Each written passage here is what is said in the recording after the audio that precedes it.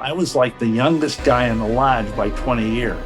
And this guy comes forward and he says, we're going to lead you through this oath. But it's this long, involved, and ultimately blood-curdling oath. What none of these men understand is that deep down inside, there's this very dark, evil energy. I would go up to these guys that have been in the Scottish Rite forever. And I'd say, okay, I'm now a sublime prince of the royal secret. So what's the royal secret? And again, this is something that probably only 1 in 1,000 Masons in America understands, is that the royal secret.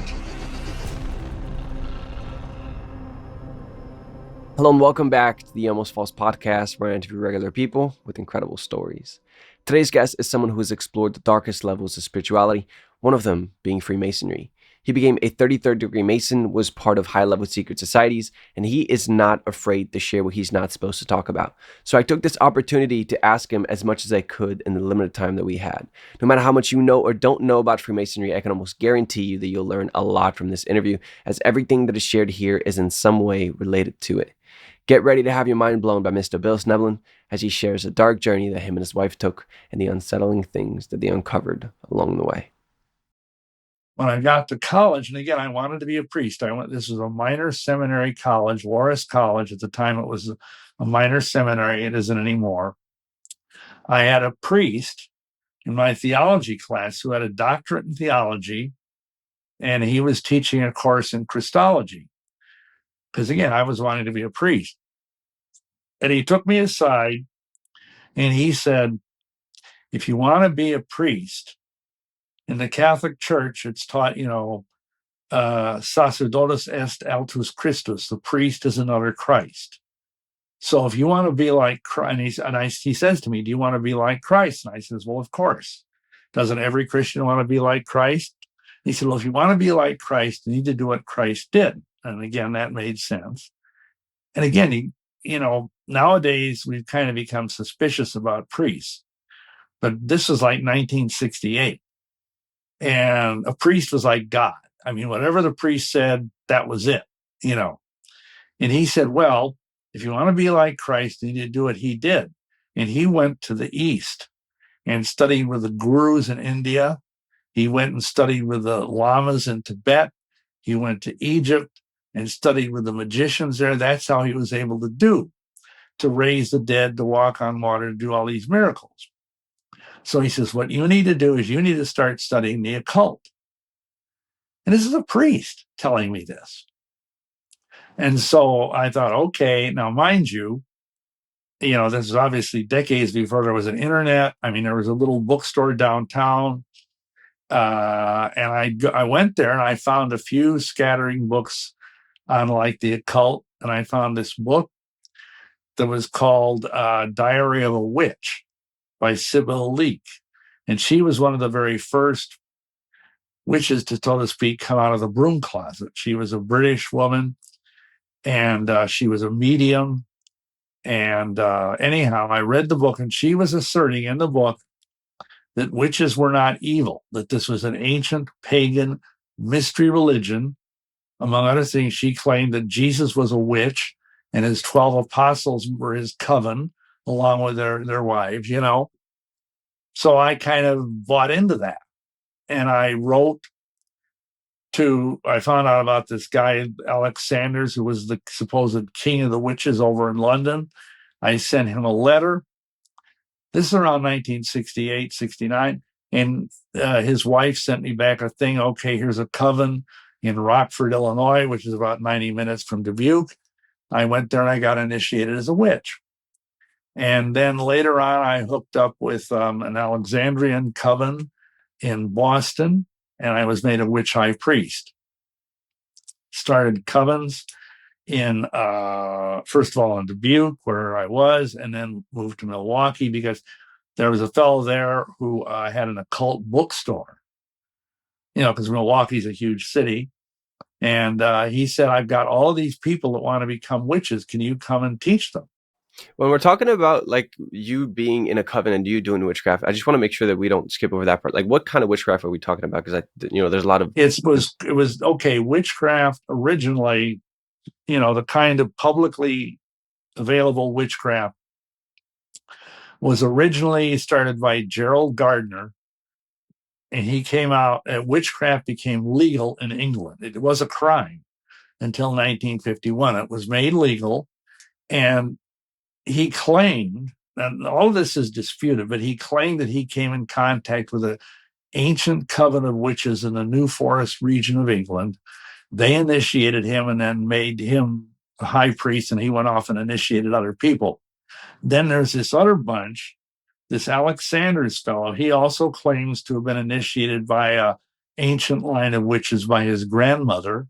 So those were the two main fountainheads of witchcraft in the 60s. Both were from England, but both had, spread to America. And it was white witchcraft. Both groups, their rituals were virtually identical. And but the Alexandrian group that I was in was more into ceremonial magic, which is like kind of, if you know, in like Protestantism, they have the distinction between high church and low church. Well, Alexandrian is more high church witchcraft, but we didn't believe in the devil. We didn't think we were worshiping the devil. We thought we were worshiping a goddess, a moon goddess, and a horn god. So it was like ditheism, if you will, two deities.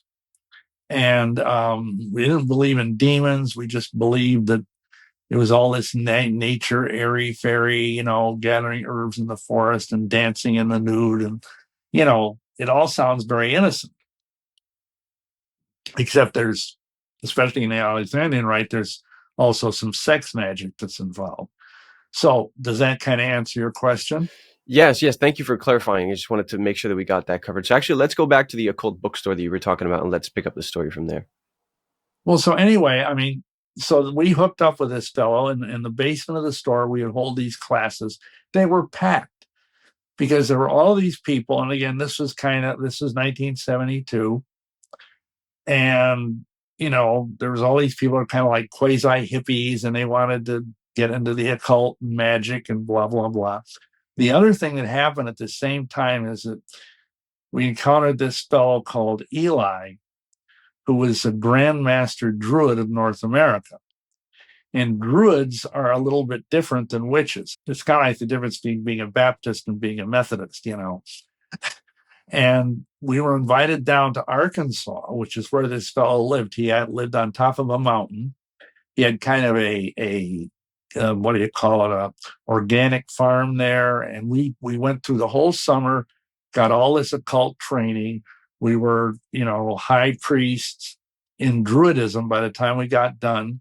At one point, I understand this fellow that owned the occult bookstore, he was kind of a manipulative guy who was very, he was older than me, very cunning. He told me, he took me aside and he said, if you really want to understand magic, you need to read this book. And he handed me the Satanic Bible by Anton LaVey. And I said, well, why would I want to read the Satanic Bible? Witches don't believe in Satan. And he said, well, just read the book. And LaVey's contention was that magic is really about Satan. But Satan is like an archetype, he said. There is no real Satan, but it's like an energy, egregore, an archetype that you can draw upon. And it kind of made sense to me. And again, the devil was gradually pulling me in. Like the whole thing about the camel getting its nose in a tent, before you know it, the camel's in there. So I wrote the Church of Satan, which at that time was in San Francisco. I became a first-degree member. And then later on, I went through some exams and studies, and I became a warlock, which was a second-degree member of the Church of Satan. And at this also, I should say this, because this is critical. This Eli guy, the Grand Druid down in Arkansas, he gave us 2 words of advice. First of all, he said, if you really want to understand Luciferian energy, you need to join the Freemasonic order. And he himself was a 33rd degree Mason. He showed me his little certificate he got. He also told me that if you ever felt like we were in deep spiritual trouble, that I should join the Mormon Church. because it was a church that had been started by witches for witches that we could hang out in and pretend to be nice. The image of the Mormon church.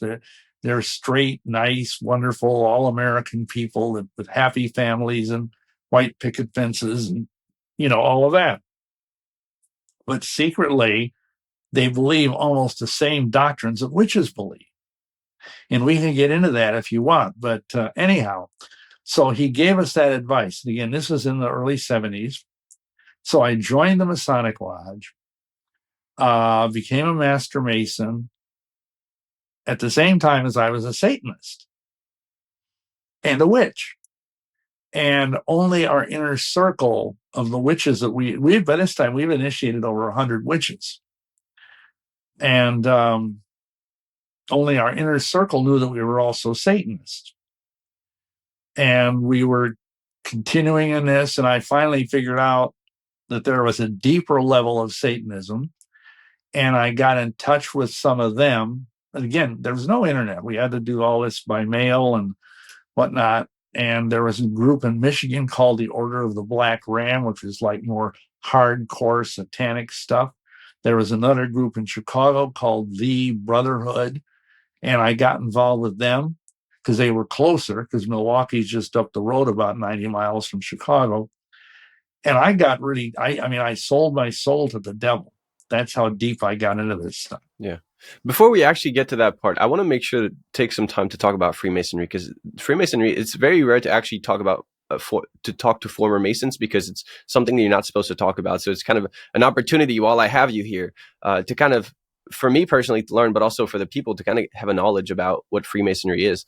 You said that you became a Master Mason. Can you explain how the degrees and the lodges are set up in Freemasonry so people actually understand what we're talking about? Well, the basic thing is what's called the Blue Lodge. And that consists of 3 degrees: entered apprentice, fellow craft, and Master Mason. A lot of Masons never go any further than that. I did. But basically, it's like an initiatory process. The requirements are you have to, at that time, now mind you, I think I joined in 75. You had to be a man, freeborn, of good report, and well recommended. So they asked you if you believe in God, and I said yes, I did. And they didn't ask which God I believed in. They just, do you believe in God? And I said yes. I didn't tell them that the God I believed in had horns. So anyhow, I went through there's this whole process. You do a lot of memory work, they call it. You memorize all of these ritual things. You have a mentor who's called your poster, who's an older Mason. And the guy that I had was a real, very kind guy, an executive in the power company. I can't remember the name of the company. And he helped me memorize all this stuff. And then you go to 2nd degree, and then you have a whole bunch of stuff to memorize. And just let me touch this briefly, because people ask me, well, at what point does Masonry start to look creepy? I mean, because there's tons of Christians that are Masons, literally thousands of them. And I just asked them, how can you do that? I mean, because when you start out as a Mason, they make you come to the lodge, they make you take off all your clothes except your undies. They put you in this like jammies. They're like, they're like pajamas. They're like, typically the one knee is bare and one breast is bare, your left breast, and I think your right knee. And you're blindfolded. You have a cable around your neck. It's like a velvet, they call it a cable tow. It's like a velvet blue rope. And you're tied up. And you're led to the door of the lodge. And you've got a guy leading you, because of course you're blindfolded. He knocks on the door, and this is all ritualized. And the guy on the other side says, who comes here? And your guy who's guiding you, who's a lodge officer, he says, Mr. Bill Schnoebelen, who has been long in darkness, and now seeks to be brought to light, to receive the rights and benefits of the worshipful lodge, erected to God as all members have done before. And I asked, Mr. Christian, Mr. Pastor, Mr. Elder, because there's, like it used to be, I don't know if it still is, it used to be 40% of the pastors in a Southern Baptist convention were Freemasons. And how can you say that you're in darkness when you have Jesus in your heart? You see what I'm saying? Yeah. And then that's not it. You go into the lodge, you're led around, like they call it circumambulation. You walk around the lodge. They have these officers, the junior warden, the senior warden at the different, things of the compass. And in the east is the worshipful master, who's like the big cheese. Then you're made to kneel at this altar. Again, you're still blindfolded. And you're made to understand that you're putting your hands on this huge, it's like a pulpit Bible, big King James Bible. And this guy comes forward, this worshipful master, and he says, we're going to lead you through this oath. And I'm not going to go through the whole oath because it would take like 5 minutes, but it's this long, involved, and ultimately blood-curdling oath. At the end, you say, you swear the essence of the oath is to keep the secrets of an entered apprentice Mason, which of course I'm violating right now. And then at the end, you swear that if I should ever reveal the secrets of an entered apprentice Mason, that I swear that I will have my throat cut across, my tongue torn out by the roots, and buried in the sands of the sea, where the tide ebbs and flows twice in 24 hours, should I ever knowingly violate this, my entered apprentice obligation. So help me God and keep me steadfast to the due performance of the same. Now, if you were a Christian pastor or whatever, wouldn't that kind of raise the hair on the back of your neck? Yeah, I think it was raised the head on the back of the necks of pretty much most people just to hear that. Yeah. And then at that point, the worshipful master says, my brother, in your current situation, what do you most desire? And then the guy that's with you, that he's a senior warden, says light, whispers it in your ear. And I say light. And then they remove the blindfold. And you see before you this big open Bible with a square and compass on it. And those represent the three great lights of Masonry: the Bible, the square, and the compass. And then they are revealed by the three lesser lights of Masonry, which are three burning tapers that are adjacent to the altar. Now, that's the most mild initiation. From there on, they get more and more creepy. So I don't know how deep you want to go into this, but basically, Masonry is an anti-Christ thing. It claims it's not religious, but it is. They play around with it because they say, oh, well, we're just religious, but we're not a religion. Because if they were a religion, then if you were already a Christian, you shouldn't join another religion. Most Christians would say that. Like, if you're a Christian, you wouldn't become a Buddhist. Right. Well, Masonry is a religion. I mean, it has all the qualities. That's what I tell people. If you look at Webster's dictionary, there's three things that make something a religion, according to Webster. Number one, something has a belief in some sort of deity. Masonry has that. Number two, that belief is expressed in some sort of ritual. And Masonry is full of ritual. I mean, that's pretty much all it is. And then the third quality is it has a system of some sort of ethics or morality. And Masonry has that. So Masonry is a religion, and it's an antichrist religion.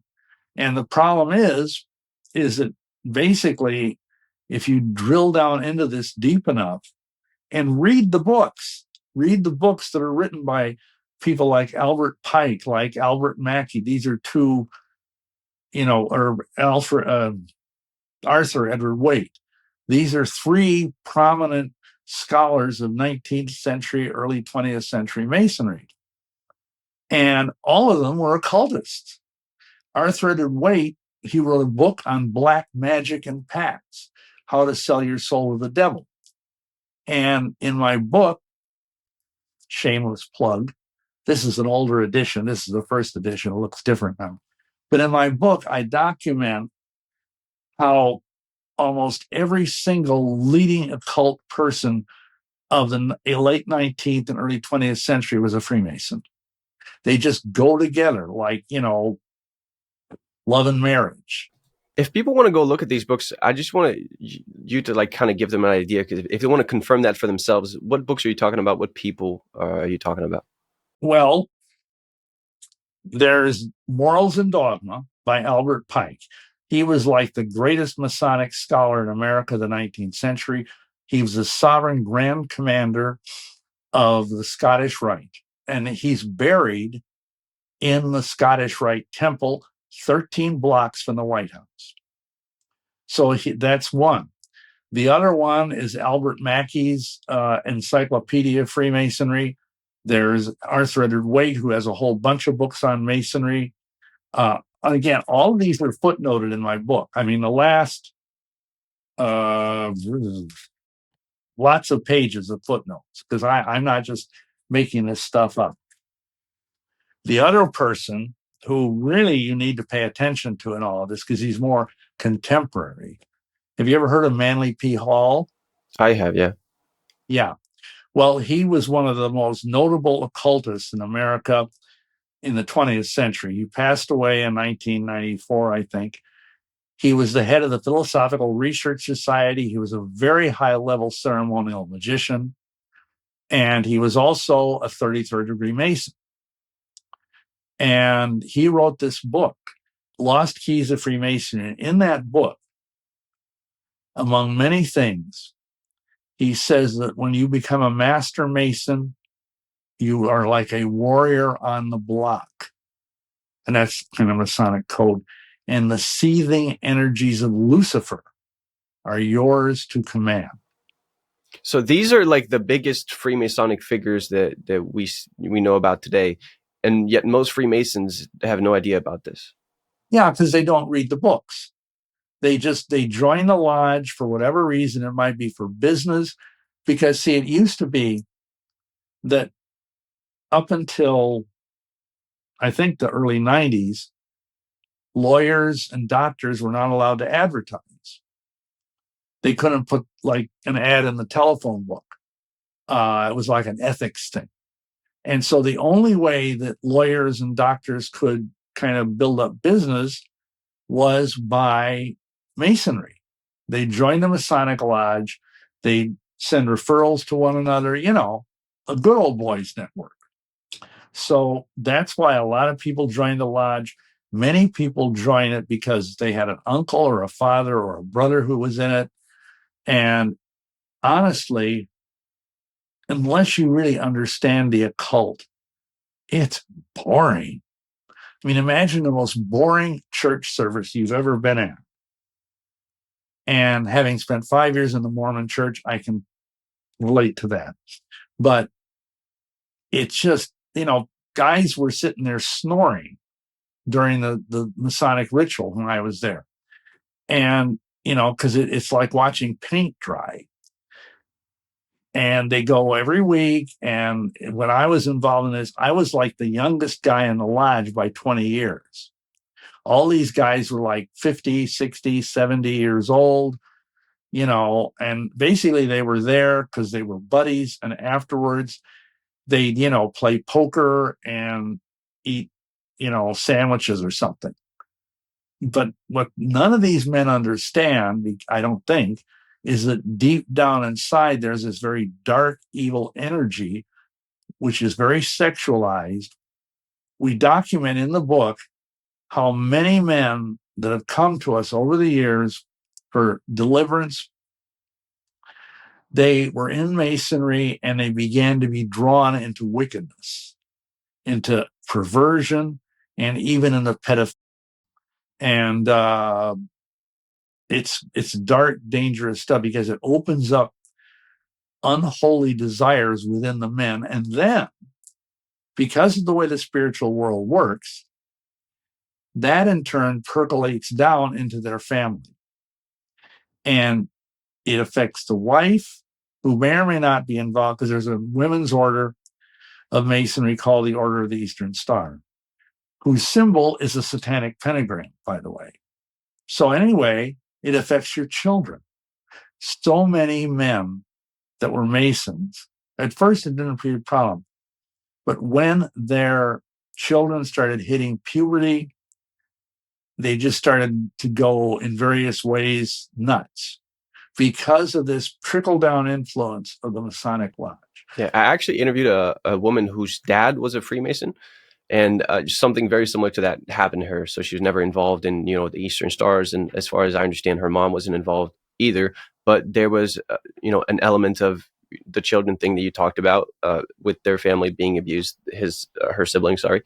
And she also around puberty started developing, some weird things. So it does correlate with what you're talking about. But I want to make sure that people understand. I want to go back to the degrees of Freemasonry. You talked about the Blue Lodge.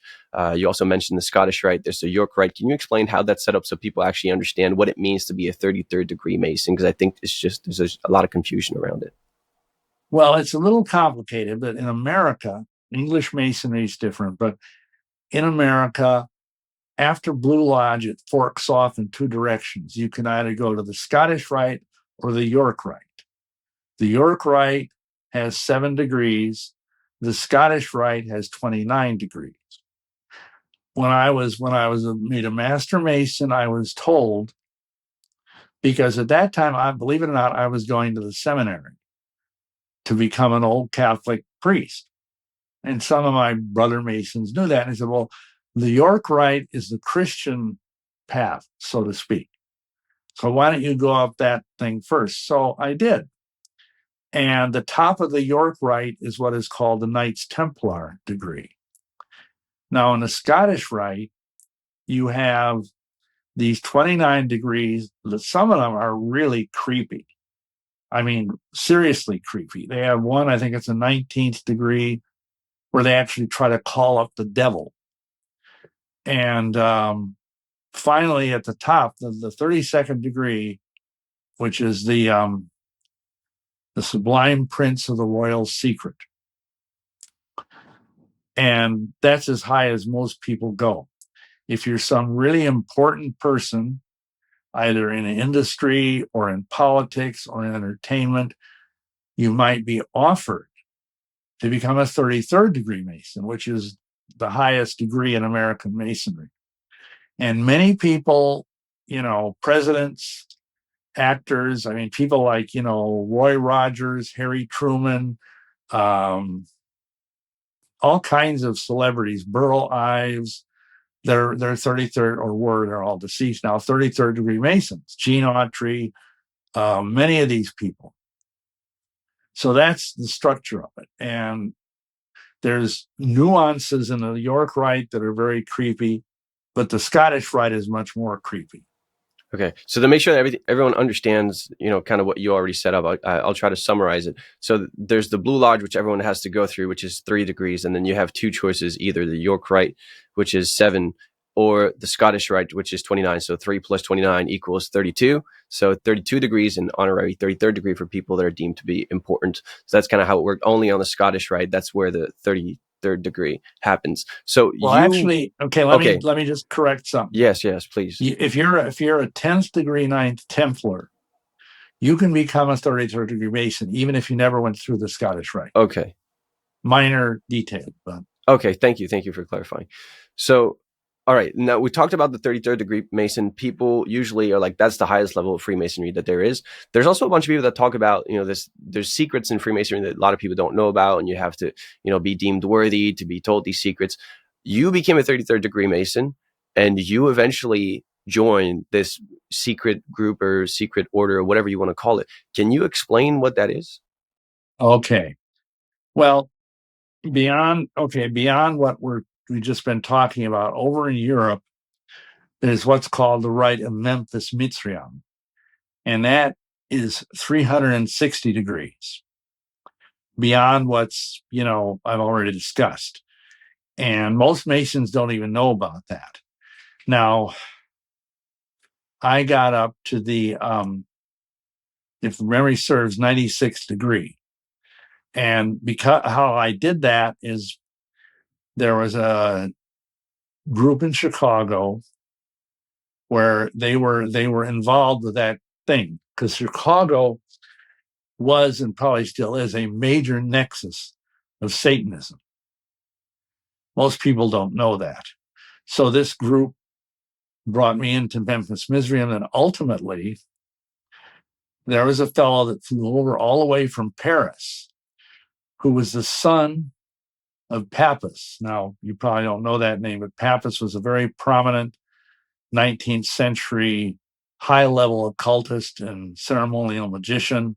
And he wrote a book called The Tarot of the Bohemians, about tarot cards, And he came over and he brought me into the 97th degree. And this is where you get into the really deep stuff, the ideas behind sexual alchemy, how to supposedly live forever, all this creepy stuff. Anyway, I would go up to these guys that have been in the Scottish Rite forever, older men that were in their 60s. And I'd say, okay, I'm now a sublime prince of the royal secret. Whang, they did this initiation, and I was a sublime prince of the royal secret. I said, so what's the royal secret? And they go, I don't know. Now, whether they were just feigning ignorance, because at this time I was like in my late 20s, or what, I don't know. But I learned eventually, after getting into the Rite of Memphis Mithraeum, and again, this is something that probably only 1 in 1,000 Masons in America understands, is that the royal secret is that you can live forever by sexually vampirizing children. Literally. And that's what these people believe. Now, again, the vast majority of Masons have no understanding of any of this. They just think it's this good old boys club that teaches, morality. And this is the way with almost all of these groups, whether it's the Mormons or the Masons or the witches or the Vatican. They all have this vast number of reasonably good people, in some cases very good people, under them that are sort of feeding them all of this energy. Because let me back up. When I was into Satanism, we understood and were taught that Satan draws energy from being worshipped. And when these guys, they don't, even if they don't understand it, every time a Mason kneels at the altar and swears an oath, the devil gets energy from that. And again, most Masons, if they heard this, they would be scandalized. They'd say, this guy's a nut. But the funny thing is, and like you say, you've talked with people who, to a greater degree or a lesser degree, and believe me, we've talked to dozens of people over the years in ministry who came to us who were, like sodomized as children, who were literally taken to the Masonic Lodge after hours, laid on that very same altar that the Holy King James Bible laid on, and they were gang raped by a bunch of old men that were all high-level Masons until they were practically dead. Yeah, that's pretty much the story that I heard, without details, because it was an eyewitness account. It was a secondhand witness, but it's similar to what I heard before. So okay, a lot of said about Freemasonry, and you kind of said how Freemasonry is worshiping Lucifer, and I think that's made very clear in the books that you talked about. If people want to check the references, they can check your book, or they can go directly to the references if they doubt anything, because it's in there. I want to go back to something that you said earlier, because we kind of did a tangent on Freemasonry, because I thought it was very important. But you talked about selling your soul. Let's get back to that, because I definitely don't want to ignore that. Can you explain the circumstances around that? Well, again, there was this group in Chicago, and they were entwined with this Memphis Mithraeum rite, and they were also with this. It was like two things together: the Brotherhood, which I mentioned earlier, and then this Memphis Mithraeum thing. And I interacted with these people, and at a certain point, they said, "Well, if you want to go any further and become a satanic priest, you need to, sell your soul to the devil." And so they took me to this park in Glen Ellen, Illinois, which is like a suburb of Chicago. I don't know if it's still there or not, but it was a very weird park. It was broad daylight. And they said, don't worry about it. The cops are all devil worshippers. And in the center of the park, there was this like area where they had these weird Egyptian statues. There literally was an altar with horns, kind of like the pictures you see of the altar in the Temple of Solomon, that kind of thing. And they brought out this black book, and there were all these names in it. And this one supposed high-level Satanist kind of officiated, and I swore an oath to Satan, my allegiance to him, that I would serve him for 7 years, and he would give me everything I wanted, wine, women, song, power, occult power, whatever. And at the end of those 7 years, he could kill me and take me to hell. By that time, I had been told that the Satanists believe that hell is like one long orgy of drugs, sex, and rock and roll, so to speak, So I didn't think going to hell was a bad thing at that time. So I had to sign my name in blood in this black book. And supposedly, this sounds funny, but I was supposed to go out and find 7 people to sell their souls to the devil under me, so to speak, sort of like multi-level marketing, but for the devil. And I did. I got 7, and I feel so bad about this. I've contacted as many of these people as I can find to try and talk them out of it and, repent and all that. But, and still, I didn't have the things I needed. I had, my life was not good, even though I was supposedly this high-level warlock, satanic priest, blah, blah, blah. I was working in a nothing job. I was a security guard in a warehouse, barely getting by. And then what happened is I'd written a check. Every year I wrote a check to the Church of Satan. I think it was for $10 to renew my subscription. They had a newsletter, probably still do, called The Cloven Hoof. And when I got the check back from the bank, because they used to do that, someone had written on the check, some lady by the handwriting, "I'll be praying for you in Jesus' name." And I just scoffed. And the funny thing is, let me just say, I had not had any contact with Christians. Nobody ever tried to witness to me. Nobody, had ever come to our door and try to, give us tracts or talk about Jesus. Even the Jehovah's Witnesses never came to our door because they were scared of us, because people understood, they'd see us out in the backyard in the moonlight in black robes dancing around, So anyway, I got this check and I just scoffed at it. And literally within 24 hours, it was like I was hit with a freight train. I lost all my occult power, and believe the magical power is real. I lost my job. I got as sick as a dog. And I thought, what the heck, So we had an altar up in the attic. The whole attic, we painted it black. And we had a magic circle on the floor. I had a big statue of Pan, the horn god, all kinds of creepy stuff. And I went up there and I knelt and I prayed to Lucifer. And I said, "What's going on? I've done everything you've told me. And my life is just increasingly gone to hell, literally." And the funny thing is, even when I was praying to Lucifer, Jesus answered my prayer. Because the next day, we got a call from these 2 teenage Satanist girls from Chicago. They wanted to come up and meet me because they heard about I was this great satanic priest.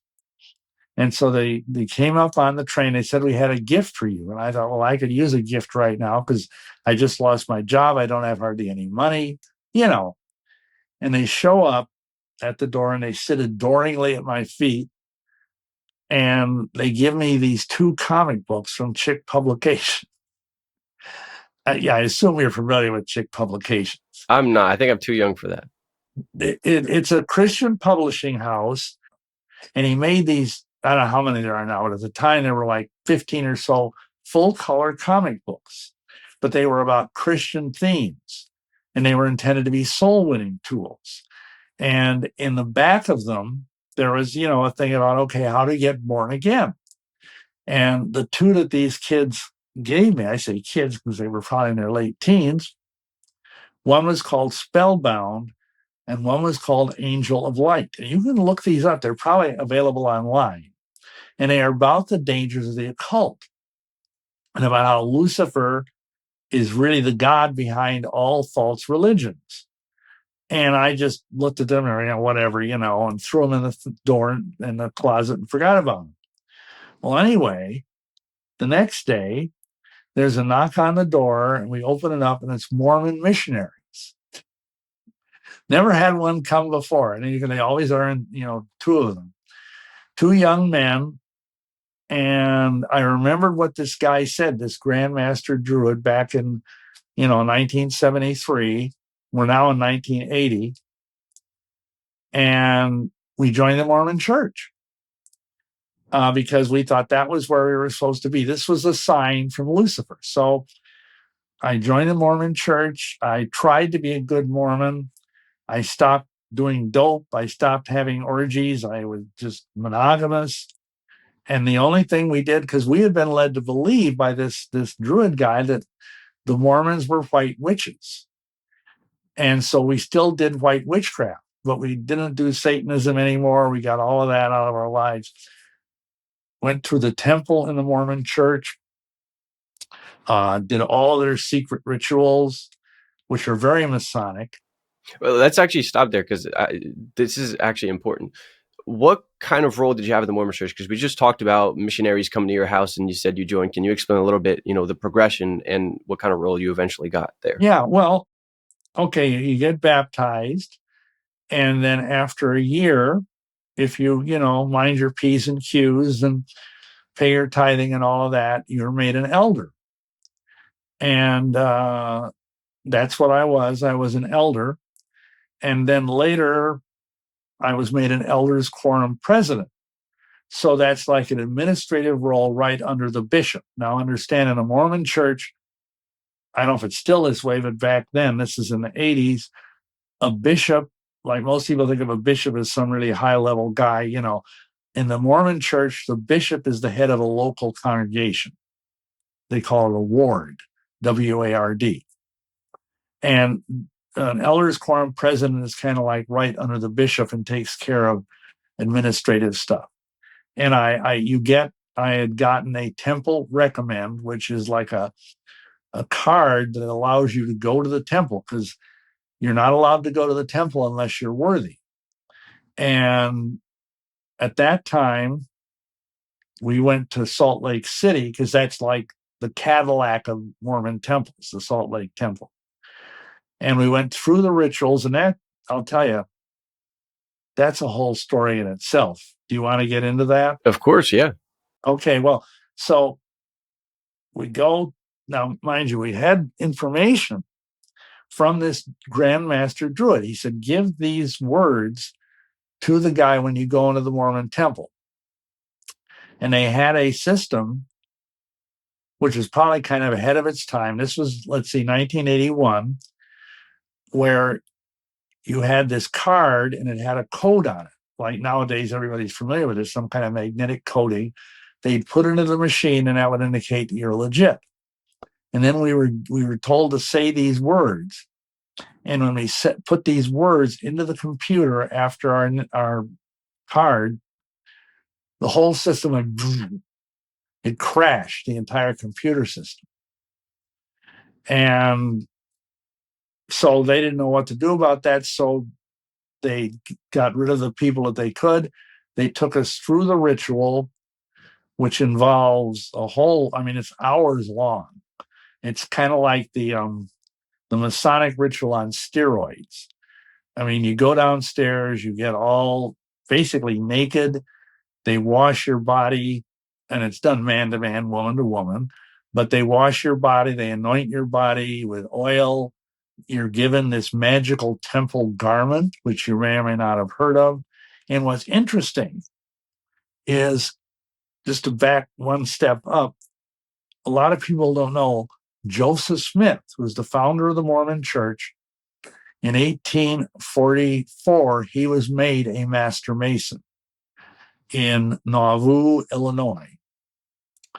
And after he was made a Master Mason, he kind of stole most of the Masonic ritual and created this temple ceremony. The whole thing is just bizarre, and I go into great depth. I have a video called Mormonism's Temple of Doom, a DVD that you can get that goes into all this in detail. But anyway, this is where it gets kind of odd, because after this is all over, we were invited to go meet with the president of the Salt Lake Temple, which is kind of a big deal. And he said, "What can I do for you?" And I said, "Well, we've been told," we didn't say by a druid, but we've been told that we need to talk to an apostle. Now, understand that in the Mormon Church, there's this hierarchy. There's the prophet, who's called the president, and then there's the first presidency, which is 2 advisors and the prophet. Under them are 12 apostles. So he said, "Well, I'll see what I can do." So he arranged for us to go to the church office building and meet with one of the 12 apostles. At that time, it was Elder James Faust. Believe it or not, that was his name, Faust, which is kind of weird. Faust is a very prominent name in the history of the occult.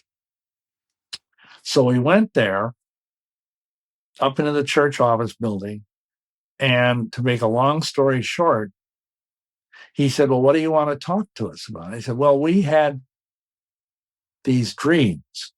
And this is true.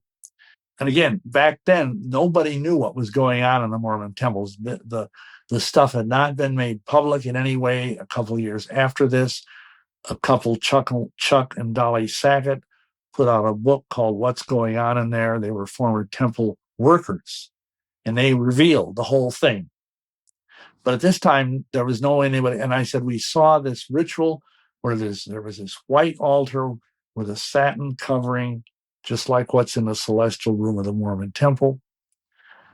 And on it was this naked young girl, and everybody was around it chanting, "Hail Lucifer." And he said, this apostle guy, he said, "Well, I can tell you are very extraordinary people, and I bear you my solemn testimony." This is a big deal. If you ever talk to a Mormon, if they start saying, "I bear you my solemn testimony," this is like a big deal for them, that what you have said is true. And if you can come to Salt Lake and live here, we will find a place for you in the worship of the temple. So I'm actually curious about one thing. So you talked about the Druid telling you that this Luciferian secrets were found in Freemasonry and in the Mormon Church, right? And you had been a Freemason at that point. You also went to the temple in Salt Lake. Can you talk about the similarities, if there are some, and what are they between Freemasonry and Mormonism? Well, first of all, if you go to Temple Square, you'll see Masonic handshakes. You'll see the all-seeing eye. You'll see the sun, the moon, the stars. There's no crosses on the Mormon temple. There's nothing Christian on the outside of the Mormon temple. When you get inside the temple, most of the similarities are the fact you go through 3 levels. And in each level, you're taught hand signs and handshakes and things that are all very similar to Masonic stuff. And you are made to swear an oath. And when in the first level, which I think it's been ages since I've gone through all of this, You put your hand to your throat and go like this, the same as you do in the entered apprentice degree of the Masonic Lodge. In a third level, you are taught another set of secret handshakes, and then you're instructed, and this is where it gets really Masonic. You're instructed to go up, and they have this veil, which they say is like the veil in Solomon's temple. So you've got Masonic markings. You have a square and a compass on your chest. You have another marking on your navel and another Masonic marking on your knee. Okay. These same markings are on the veil, but they're stitched so they're holes. And there's a guy on the other side of the veil that you can't see who represents Heavenly Father. He represents God. And you go up to this guy and you're instructed, you put your hand through the veil, and this is called the 5 points of fellowship. And this is right out of Masonry and right out of witchcraft. Gardnerian, Alexandrian witchcraft and Masonry and Mormonism all have these 5 points. And the 5 points of fellowship are foot to foot, knee to knee, hand to back, breast to breast, and mouth to ear. I think I got that right. And anyhow, so you're embracing this unknown guy through this veil, and he whispers to you the secret name of the celestial kingdom. And you ready for this? I don't know. I think It's health in the navel, marrow in the bones, strength in the loins and in the sinews, power in the priesthood be upon me and my posterity for all generations of time and all eternity. Now, that might sound reasonably benign, except for the fact that it's almost word for word out of the satanic grimoire. It's a satanic incantation. The only difference is that obscene words are used. And then, when you're done with that, this guy draws you through the veil into what is called the celestial room, the celestial kingdom. And basically, it's like this beautifully appointed, everything is in white or light beige, with sofas. It's like being in a really fancy hotel lobby. And people are invited to just sit and absorb the wonderfulness of it. And they believe, literally, that God the Father, who they believe to be a man in a body, and they believe that he invisibly walks around this celestial room. And I don't know if you know this or not, but they believe he has hundreds of goddess wives.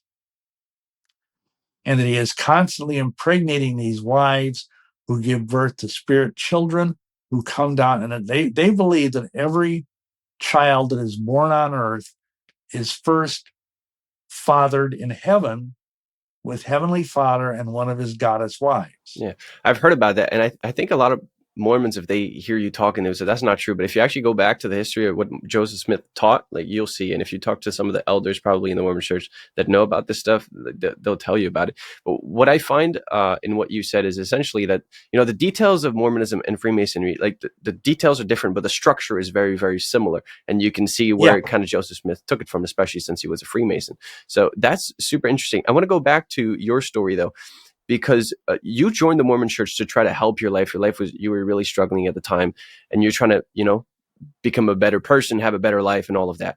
What did your life look like inside of the Mormon church? Well, it was better. But of course, part of that was because I was no longer actively worshiping the devil. I mean, I thought I was worshiping the true God, but I wasn't. And I eschewed all of my vices. I mean, I was no longer doing cocaine or smoking dope, or I never was one for drinking alcohol. So, I mean, it was better. But as I rose in the ranks, and this is kind of I'm glad you asked this question, as I became an elders quorum president. And again, I don't know how things are now, but back in this was in the early 80s. the elders quorum president was supposed to see that all of these guys under him, these elders, would go out and visit every home in the ward, in the local congregation, to see how they were doing and to bring them a message from the prophet, quote unquote. And I'll tell you one thing the Mormons get right. Like I tell people, even a broken clock is right twice a day. And they are very good at taking care of their people. If you saw a neighbor who was in trouble in some way, like they needed their sidewalk shoveled or whatever, you would go do that. And the idea was you were going to go and love bomb this neighbor and make them want to join the Mormon church. And that's pretty good. I mean, I don't fault that. But, you got to realize, for me, let me just put this in perspective. At this time, I had a job working in a retail store, 40 hours a week. In addition to that, I literally had to spend another 40 hours a week working for the Mormon church with no pay, because none of the people, except at the very highest levels of the Mormon church, get any salary. So again, that's an admirable thing. But I was just working myself to death. And oftentimes I would have to go and do the home teaching because I couldn't find somebody else to do it. And I would visit these people and I would talk to these people. I'll tell you this one story. There was this one guy, I won't say his name, but he was this older fellow. He was sweet as can be, married, had a family, but he was stuck at being a deacon. A deacon is a 12-year-old boy. If you turn to the age of 12 years old, the bishop lays hands on you and makes you a deacon. So this guy was stuck at being a deacon because he wasn't worthy. Why wasn't he worthy? He couldn't stop smoking. And as you may know, there's the big no-nos in the Mormon churches. You can't smoke. Of course, you can't take any kind of illegal drugs, and you can't drink coffee. So this guy was trying, I don't know if you've ever been a smoker, but it's a hard thing to get off your back. And I would give this guy priesthood blessings. I would pray with him. I would fast with him. I'd do all this, and he was stuck. He was going to end up being like the Mormon church's only 90-year-old deacon because of the merciless quality of Mormonism and the fact that it didn't really have any power to transform his life. And there were numerous stories like that. And it began to put a crack in my belief in Mormonism because I thought, okay, if this is the true church, which is what they teach, then why, if I'm holding the priesthood, I was a holy Melchizedek priesthood elder, and if I laid hands on a guy to be set free from nicotine, why didn't that work? Especially when I was doing it like every week. Especially because you had been in the occult before and you had some of the power of the occult. And so it's like you understood that there was power somewhere and that Lucifer could give you power and that you thought you were in the true church and you found none of this power. So I understand. But what did you do? Because you said it started to question your whole worldview. Like, how did that develop over time? Well, yeah. And okay, leaving on that, I ended up having to move out of Milwaukee because at that time my wife wanted to go to nursing school and there was a nursing school in Dubuque that was good. And so I was without a job and I had some time on my hands and I was trying to find work. And I was plugged into the local Mormon church in Dubuque, the ward there. But of course, I was no longer an elders quorum president. And I saw this thing in the local penny advertiser, that said, oh, there's going to be a prophecy seminar at this park. Oh, well, that's good. I thought I can go to this prophecy seminar because it didn't say what church it was. And I can steal some sheep because I belong to a church that's being run by a true prophet, whoop-de-doo. And so I went to this thing, and I had never been to a Protestant service. And there was this evangelist up there, and they were talking about the book of Revelation. And this guy was presenting the gospel in the context of explaining their version of what the book of Revelation means.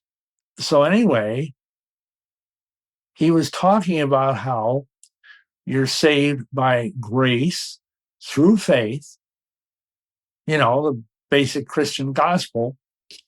And I kind of raised my hand, being, this wiseacre, because they didn't know I was a Mormon.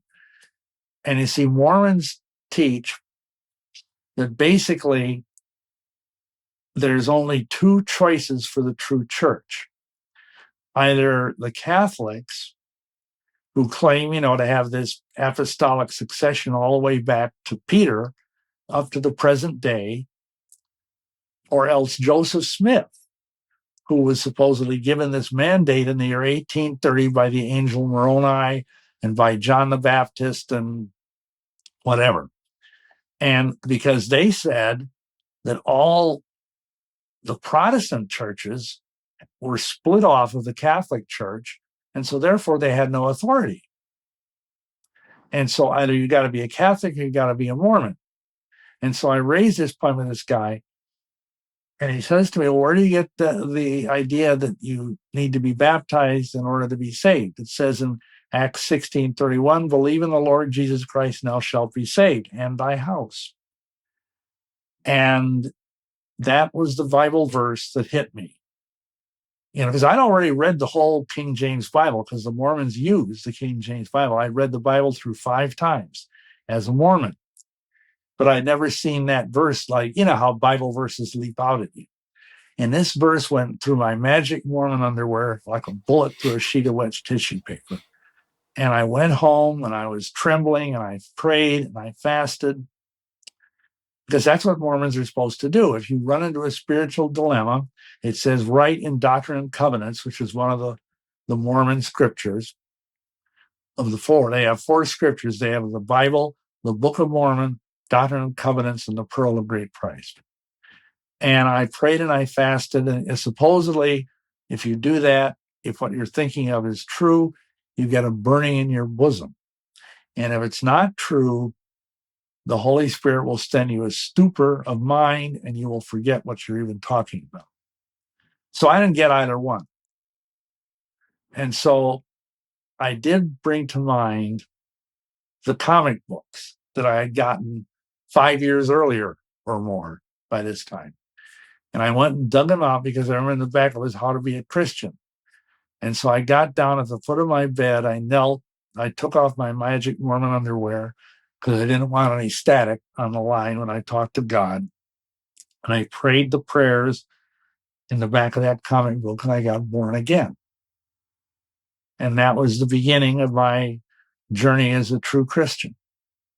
So I got saved partly through the Assemblies of God, but then I was going to study to be a minister, and there were stipulations that if you were either you or your wife were divorced, and my wife was a divorcee, you can't be a minister. At that time, that was the rule in the assembly.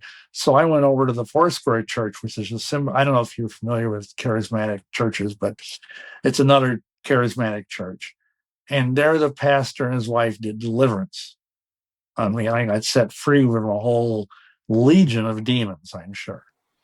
Especially with the things you were involved in, a lot of which we didn't touch on because they're quite graphic, and for the sake of time, we can't talk about everything that you've gone through because you have so much. There's something that you talked about. Obviously, we talked about you selling your soul. Now you accepted Jesus. I remember you talking about how the covenant or the deal that you made with the devil was for 7 years. So what happened with that? Well, thankfully, okay, that was made in 1979. And I got saved in 1984. And when I got saved, that wiped out that stupid covenant. It took the power of the devil off of me, because I became a child of God. And of course, I renounced that covenant. Part of, I know there's different ways that people do deliverance. And I don't know how familiar you are with deliverance, but, one of the things that we encourage people to do, and I was encouraged to do, was like I went through and I renounced all of my Masonic oaths. I renounced all of the oaths and covenants I took in the Mormon Church. I renounced the baptismal vows of the Catholic Church. And I renounced that oath that I took to the devil. in that park in Glen Ellen and nailed it all to the cross. So you became a Christian before the 7 years had actually passed. And who knows what would have happened if that didn't, I guess we're never going to know. But there's something else that I would not be a good interviewer if I didn't ask you, because Freemasonry is kind of a secret thing. You can't talk about it. You already mentioned that you're breaking these rules. How were you able to be so open against Freemasonry as a former Mason? Do you have any repercussions? Did that ever happen to you? Oh. Can you explain that? Yeah, you could say that.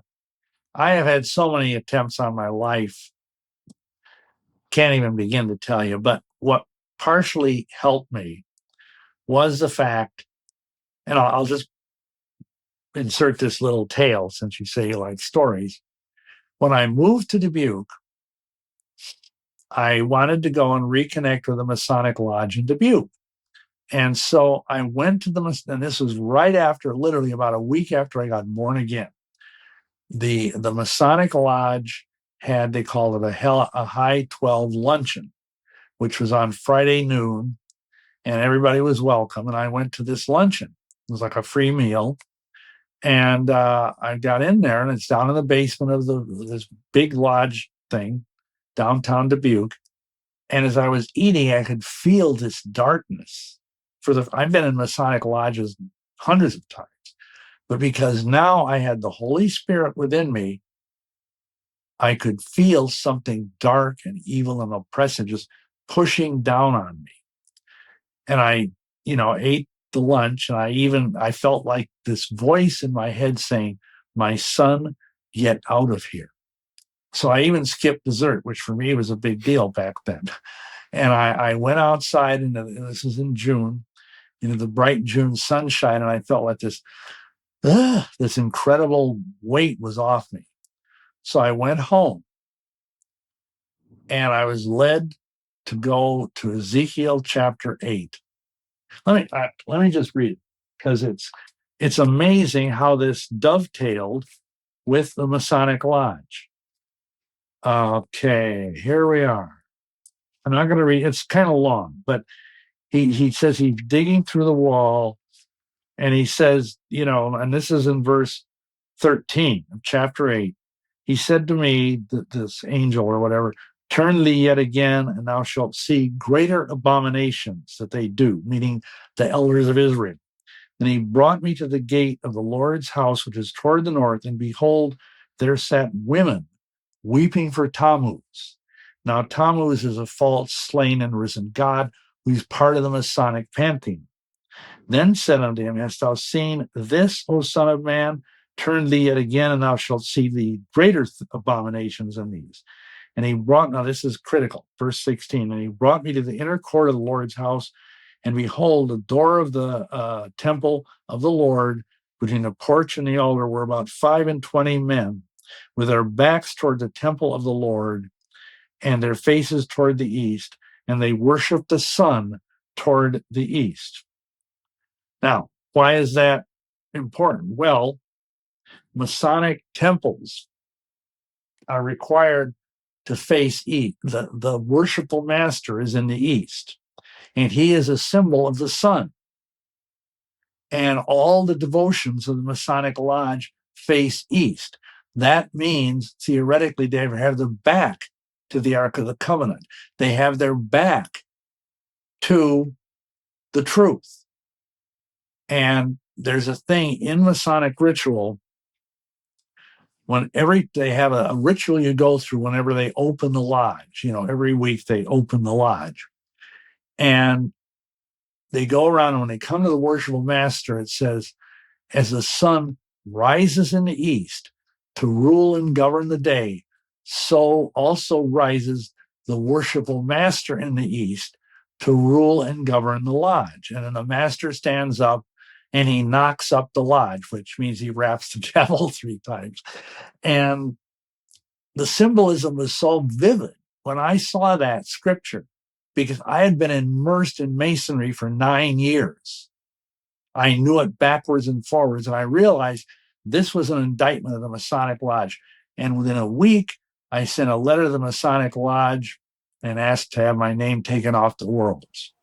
There's so much, and for the sake of time, I know you have to go, so we'll have to wrap it up. It's unfortunate because there's so many things that we could talk about, but you wrote books, you have a bunch of stuff. If people want more detail, they can go there, they can find you. I'll put all the links on the website. If you go in the description of this episode, you'll be able to find all of that. But to end, Bill, I want to ask you and give you this opportunity to give a message. And usually I only ask people one, but for you, I wanted to make it a little bit different because you've been in so many different things. You were a Satanist, a Freemason, and a Mormon. So if you had a message to give to each one of these people that are listening today, what would it be? Well, I mean, let me start with witches / Satanist. I mean, those people are worshiping power. They think they are trying to become one with nature, but the power they are trying to tap is the power of the devil. And I know a lot of these people, even some Satanists, will say, we don't believe in the devil except as an archetype, as a symbol. But they're whistling in the dark. They're making a grave mistake that can cost them their souls. Because, it doesn't matter what you think you believe. The truth with a capital T is out there, and Yeshua is the way, the truth, and the life. And if you reject him, as most witches and Satanists do, then your fate is not good. It's not that God is this big meanie in the sky who's going to send you to hell. It's your decision to ignore Christ or to mock Christ, whatever you want to call it. That is a decision that's going to cost you an eternity in a very dark place. And you don't want to do that. And essentially I would share that same message. I mean, Masons, again, a lot of Masons are Christians. But the problem is, like Elijah said to the prophets of Baal in 1 Kings 18, how long halt ye between two opinions? If Baal is God, serve him. But if the Lord is God, serve him. The Mason, he might be the nicest person you might imagine, but he's knelt at the altar of Baal. He may have one knee on the altar of Christ and one knee on the altar of Baal, and these two things are going to drift apart. And in my experience, I've been ministering to Freemasons since 1988, and it's very hard for a Christian Mason to keep his testimony strong. It's very hard because the Masonic Lodge will just suck all the spiritual fire off of you. So you need to get out of it because the devil is after you. And even though it might seem good at the time, there's a way that seemeth right unto a man, but the end thereof is death. And I'd say almost the same thing to the Mormons. Except the problem is with the Mormons, you're totally worshiping a false God. You're totally worshiping a false Jesus. You're following a plan of salvation, which is absolutely false. And you're in a very dark, Mormonism is honestly darker than Masonry, in my humble opinion. So if you're in the Mormon church, you probably don't feel that evil. But the men at the top of the Mormon church are devil worshipers. And that spiritual power is percolating downward into you and into your family because of the way headship and authority works in the world. So again, you need to get out of the Mormon church. You need to find a good Christian church that really believes in the Bible. And, again, renounce it. Renounce your baptism. And if you've been to the temple, renounce your temple vows. And then go and get baptized by a Christian pastor, and you'll be hopefully on your way. But all three of those paths ultimately will end in the same place, even though the one seemed much darker than the other two. But the devil disguises himself as an angel of light, Paul tells us, so that he can deceive us. So that's what I would say. Trust in Yeshua Jesus Christ. Don't trust in Joseph Smith. Don't trust in the false Christ of Masonry, who was called Hiram Beef. And certainly don't trust in Satan.